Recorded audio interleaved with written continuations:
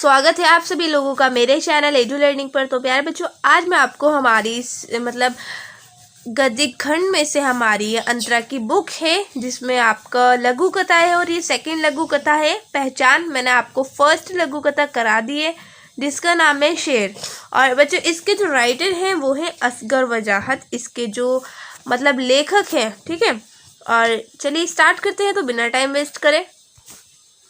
Firstly मैं आपको introduction बताऊंगी इस चैप्टर का कि हम इस चैप्टर में पढ़ेंगे क्या, मेन मकसद क्या है हमारा इस चैप्टर पढ़ने का।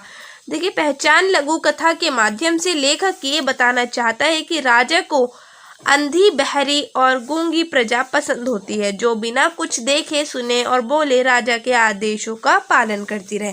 यानी इट मीन्स इसमें ये बताया जा रहा है कि एक राजा है जो बहुत निरंकुश है, वो अपनी मनमानी करता है। वो ये नहीं चाहता कि उसके काम में कोई दखल करे, या वो जो बुरा काम कर रहा है वो उसकी जो प्रजा है वो देखे। बुरा काम अगर वो अपनी प्रजा के लिए कर रहा है तो उसकी प्रजा कुछ ना करे, बस गूंगी बहरी की तरह बनी रहे। तो ये ऐसा ही चाह रहा है कि उसकी प्रजा अंधी हो जाए, गूंगी हो जाए। तो बस इसने यही आदेश दिए पालन। चलिए नेक्स्ट चलते हैं।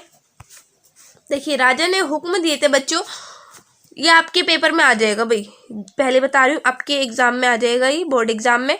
तो अच्छी तरीके से सुनिएगा और अच्छी तरीके से समझिएगा। देखिए, राजा के हुक्म जो थे राजा ने हुक्म निकाला कि उसके राज्य में सब लोग अपनी आंखें बंद रखेंगे ताकि उन्हें शांति मिलती रहे। बच्चों, ये मिलती है मिलती नहीं, ठीक है। देखिए, राजा ने हुक्म निकाला, क्या हुक्म निकाला कि सब लोग अपनी आंखें बंद रखेंगे, कोई भी अपनी आंखें नहीं खोलेगा। अगर जिसने भी आंखें खोल ली वो शांत नहीं रह पाएगा, उसे दुखी रखा जाएगा किसी ना किसी तरह। इसका तात्पर्य यह है कि राजा के आदेशों के अनुसार उसके राज्य में जो लोग अपनी आंखें बंद नहीं करेंगे, अर्थात जो कार्य करते हुए देखेंगे, वह शांति से नहीं रह सकेगा। इट मीन्स देखिए बच्चों, सीधा सीधा ये मकसद है इनका कहने का कि जो भी राजा के बुरे कार्य करते हुए उस कार्य को देख लेगा तो वो शांति से नहीं रह पाएगा। ठीक है, इसमें यही बताया गया है।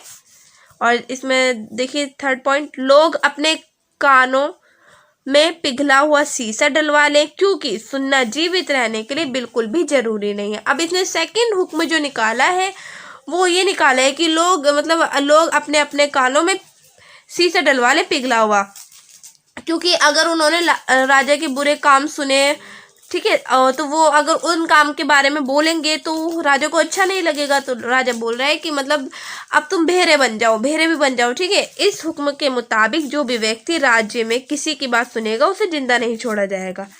ठीक है बच्चों, इसमें राजा के ही बताया गया। अब हमारा फोर्थ पॉइंट है, राजा ने, ये बच्चों हुक्म है, ठीक है, हम नहीं है, सॉरी फॉर दिस बच्चों। देखिए, राजा ने हुक्म दिया लोग अपने होठों को सिलवा लें।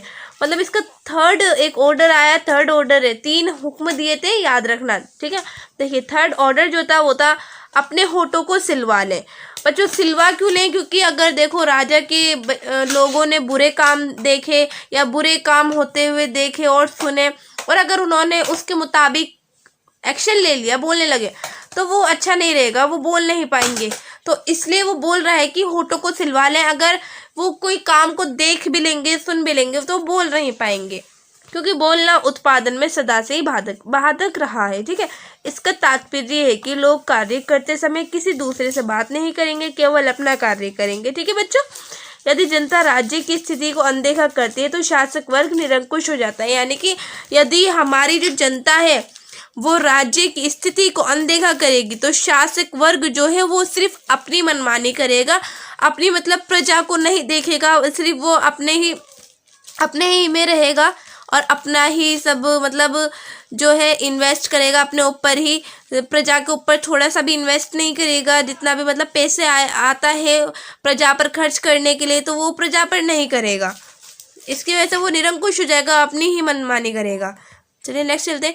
शासक वर्ग की व्यक्तिगत उन्नति तो खूब होती है, यानी कि शासक वर्ग की व्यक्तिगत राजा जो है वो अपनी पर्सनल उन्नति तो पूरा कर रहा है, पर्सनल अपनी जो जितनी भी उसकी ज़रूरतें हैं वो सब पूरी कर रहा है अपने राजा, परंतु राज्य की प्रगति रुक जाती है। लेकिन वो अपनी जो प्रजा है, उसका जो राज्य है, वहाँ पर बिल्कुल भी उन्नति नहीं कर रहा है, सिर्फ वो अपनी में है और किसी का नहीं देख रहा।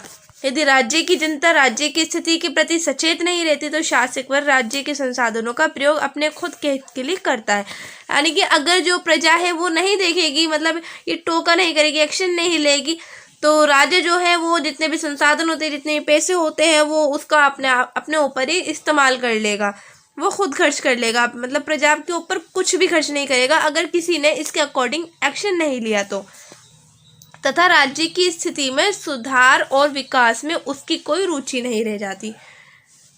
अगर किसी ने इसके ऊपर एक्शन नहीं लिया तो ये तो भाई आम सी बात है, राजा अपने आप ही अपने में मगन रहेगा, अपने ऊपर जितना पैसा आता है खर्च करने के लिए प्रजा के ऊपर, वो उसके ऊपर खर्च नहीं करेगा। देखिए, जागरूक जनता के प्रतीक कौन है, एक टॉपिक है। इसमें 3 लोग होते हैं जो जागरूक जनता के प्रतीक होते हैं। वो कौन कौन से? खैराती, रामू और छिद्दू। और जो 3 लोग हैं याद रख लेना इनके नाम, ये भी आपका क्वेश्चन बन के आ सकता है। आगे देखते हैं। खैराती, रामू और छिद्दू जागरूक और सचेत जनता के प्रतीक है। बच्चों किसके प्रतीक है ये? सचेत जनता के प्रतीक है। राजा के आदेश पर आंखें बंद करके वे भी सामान्य जनता के समान हो गए। यानी राजा ने जब आदेश दिया कि अपनी आंखें बंद कर लीजिए, अपने कानों में पिघला हुआ से डलवा लीजिए और अपने होठ सिलवा लीजिए, तो ये भी सामान्य जनता की तरह कर लेते हैं और अपनी आंखें बंद करते हैं पहले ये। लेकिन वो बाद में क्या करते हैं बच्चों, सुनिए, ये अपनी आंखें बंद कर लेते हैं तो ये सोचते हैं अब तो हमें भाई बहुत दिन हो गए आंखें बंद करे अब चलो देखते हैं थोड़ी बहुत अगर हमारी राज्य की स्थिति सुधरी हो। तो कुछ समय बाद राज्य की प्रगति देखने की इच्छा से उन्होंने जब आंखें खोली तो उन्हें हर जगह सत्ता की शक्ति, बच्चों ये शक्ति नहीं है, शक्ति है, शक्ति ही दिखाई दी। उन्हें सामने केवल राजा ही दिखाई दिया, प्रजा वहां नहीं थी। बच्चों जब इन्होंने आंखें खोली अपनी तो ये क्या पाते हैं? ये पाते हैं कि वहां पर तो प्रजा के लिए कुछ काम ही नहीं हो रहा, सिर्फ राजा के लिए हो रहा है और राजा की शक्ति ही दिखाई दे रही, कोई भी प्रजा नहीं है वहां पे। केवल सत्ता इतनी शक्तिशाली हो चुकी थी और उसमें बदलाव की भी कोई गुंजाइश नहीं थी। तो बच्चों इसमें यही बताया गया है। चलिए नेक्स्ट चलते हैं। देखिए, इस चैप्टर से रिलेटेड मैं आपके इम्पोर्टेंट क्वेश्चन बताती हूँ। फर्स्ट है, जनता राजा की स्थिति की ओर आंखें बंद कर ले तो इसका राज्य पर क्या प्रभाव पड़ेगा। इट मीन्स, देखिए बच्चों दोबारा बताती हूँ, जनता राजा की स्थिति की ओर से आंखें बंद कर ले तो इसका राज्य पर क्या प्रभाव पड़ेगा। अब ऐसा समझ, देखिए अब सेकंड, खैराती, रामू और छिद्दू ने जब आंखें खोली तो उन्हें सामने राजा ही क्यों दिखाई दिया, ये भी वही मैंने आपको बताया था। और राजा ने क्या क्या हुक्म निकाले बताते हुए उनमें निहितार्थ को भी स्पष्ट कीजिए। मैंने जो आपको 3 हुक्म बताए हैं आपको उनमें डीपली एक्सप्लेन करना है अपने एग्जाम में। तो आई होप आपको ये चैप्टर अच्छा लगा हो और समझ आया हो। चैनल को सब्सक्राइब कर देना, लाइक कर देना और बेल आइकन को दबा देना एंड शेयर भी कर देना इस वीडियो को, ढेर सारे लाइक भी कर देना, अपने फ्रेंड्स को भी शेयर करना ताकि उन्हें भी बेनिफिट्स हो। अकेले बेनिफिट्स लेना बुरी बात है, ठीक है, तो अपने फ्रेंड्स को भी शेयर कर देना। तो मिलते हैं नेक्स्ट वीडियो में। जय हिंद, जय भारत।